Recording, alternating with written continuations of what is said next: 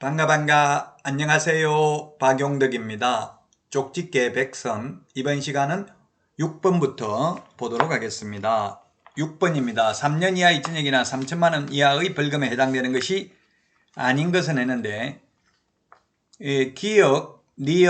기업에게 누구든지 시세에 부당한 영향을 미치는 행위를 하는 경우입니다. 부당한 이익을 얻거나 제3자에게 부당한 이익을 얻게 할 목적으로 거짓으로 거래가 완료된 것처럼 꾸미는 등 시세에 부당한 영향을 줄 우려가 있거나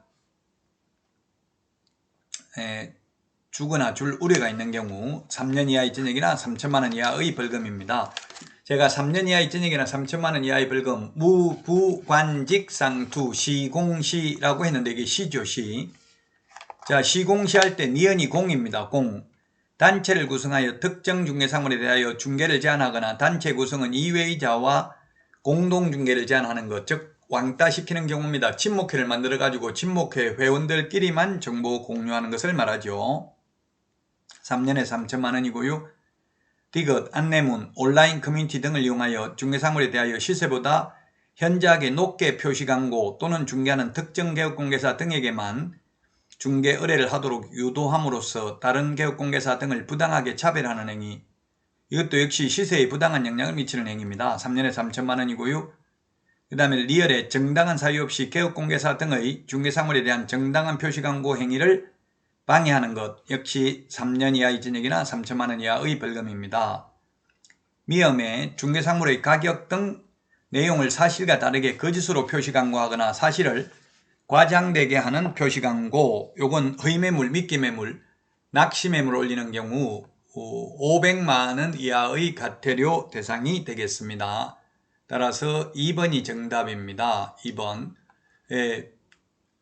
부당한 표시광고, 요거는 500만원 이하의 과태료입니다. 3년 이하의 징역이나 3천만원 이하의 벌금에 해당하지 않는 것, 미엄 하나가 정답이 되겠습니다.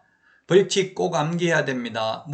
우리 암기 프린트는 11번에 있는데 무부관직상투 시공시 금지 행위에 있는 내용입니다. 암기 프린트 21번에도 있고요. 암기 프린트 없는 분들은 네이버 카페 박용덕 박사의 부동산 여행에서 다운로드 받으시면 되겠습니다. 자, 7번에 중개사무소 개설 등록에 대해서 옳은 것은 했는데 피특정 후견인은 등록할 수 없다 했는데 피특정 후견인은 결격사유 아닙니다. 피성년 후견인, 피한정 후견인은 결격사유입니다. 그러나 피특정 후견인은 결격사유 아닙니다. 따라서 등록할 수 있고요.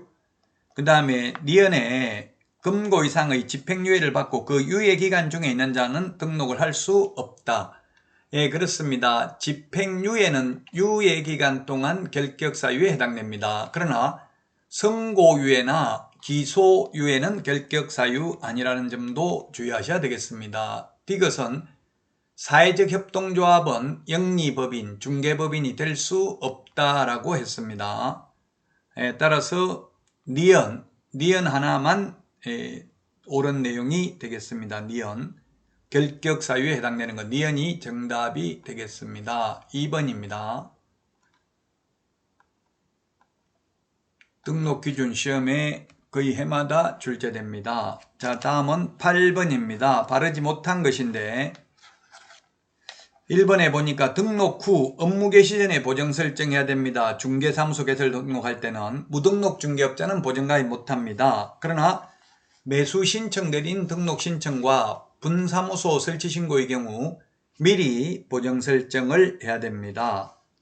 자, 그 다음에 2번에 보면 공인중개사는 중개사무소 개설 등록 신청을 할 수 있지만 매수 신청 내린 등록 신청은 공인중개사인 개업공인중개사나 법인인 개업공인중개사만 매수 신청 내린 등록을 할 수 있고요. 공인중개사나 소속공인중개사는 매수 신청 내린 등록할 수 없습니다.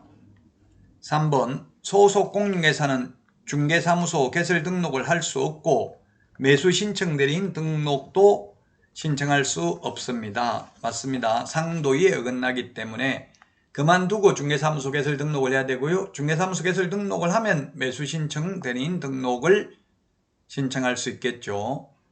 자, 그 다음에 4번입니다. 등록관청은 중개사무소 개설 등록을 한 자가 보정 설정을 하였는지 여부를 확인한 후 7일 이내에 등록증을 교부해야 된다 했는데, 등록 처분 통지는 7일인데 등록증 교부는 7일이 아니라 지체 없이입니다. 지체 없이. 따라서 7일 이내 X입니다. 등록증 교부는 보정 설정 여부를 확인하고 지체 없이 등록증을 교부해야 됩니다. 지체 없이 교부해야 된다. 다만 등록 처분 통지는 7일이 되겠습니다. 따라서 4번 틀렸고요.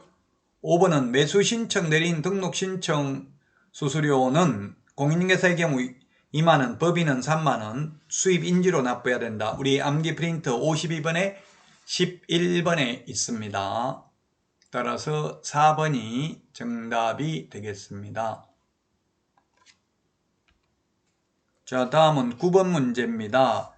개업공개사가 주택을 중개한 경우 확인 설명해야 될 사항이 아닌 것은, 요거 감정평가사 시험에 출제됐던 문제입니다. 우리 암기 프린트 6번에 보면 기권, 가공, 상태, 환지세 9가지를 설명해야 되죠. 9가지 설명해야 됩니다. 그런데 주택 공시가격 3번이 정답이 되겠습니다. 주택 공시가격은 설명할 의무 없습니다. 주택 공시가격은 설명하지 않는다. 거래 예정금액을 설명합니다. 거래 예정금액. 거래 예정금액을 설명한다.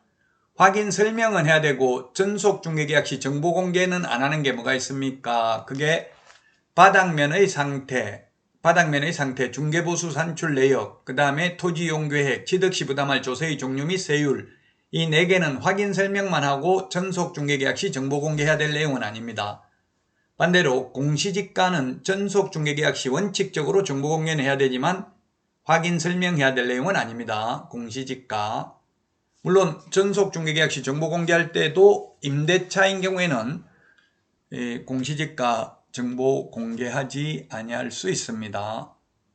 왜냐하면 임대차면 세금 안 내니까 공시지가는 세금하고 관련이 있죠. 세금 매기는 게 주로 공시지가를 많이 활용을 합니다. 공시지가가 한 60개 정도의 60개 법률에 영향을 미치고 있습니다. 공시지가라는 게. 자, 다음은 10번입니다. 소속공개사 중개보조원에 대해서 올바르지 않는 것입니다. 1번 직원, 다른 말로 하면 고용인이라고 하죠. 고용인, 고용신고는 업무 개시 전에 고용신고합니다. 2번 고용관계 종료신고는 사후 10일 이내에 합니다. 3번 보조원의 경우에 직무교육을 미리 받아야 되고요. 소속공개사는 실무교육을 미리 받아야 되고 교육받고 나서 근무하면 2년마다 연수교육 받아야 됩니다. 실무교육, 직무교육, 매수신청 대리 실무교육 요 3개를 사전교육이라고 하죠. 미리 받아야 되니까. 자, 그 다음에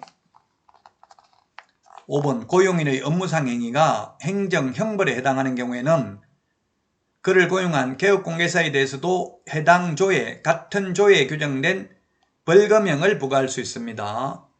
해당 조에 규정된 벌금형이지 똑같은 액수의 벌금형 X입니다. 예를 들면 직원이 잘못해서 1000만원 이하 벌금에서 1000만원 벌금 선고받아도 사장은 1000만원 이하를 받으니까 100만원 선고받을 수도 있다. 그러나 절대 직원 잘못으로 징역을 가는 일은 없습니다. 벌금만 받습니다. 만약 직원 잘못으로 징역도 갈 수 있다고 하면 불안해서 직원 고용할 수 없겠죠. 5번 개업공개사가 고용한 고용인의 업무상 행위는 그를 고용한 개업공개사의 행위로 본다고 규정하였으므로 고용인의 고의, 가실 등 기책 사유 없이 발생한 의뢰인의 재산상 손해에 대해서도 그를 고용한 개업공개사가 의뢰인에 대하여 손해배상 책임을 부담한다. 네, 이게 틀렸네요.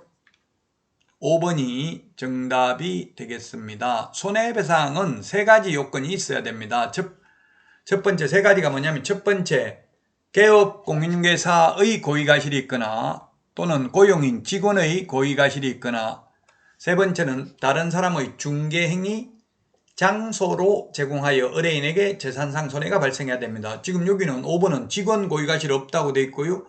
또 그렇다고 사장 고의가실이 있다는 말도 없고 장소 제공했다는 말도 없기 때문에 손해배상 책임을 부담하지 않습니다. 자, 이번 시간 여기까지 하고요. 다음 시간에 찾아뵙겠습니다. 수고하셨습니다. 안녕.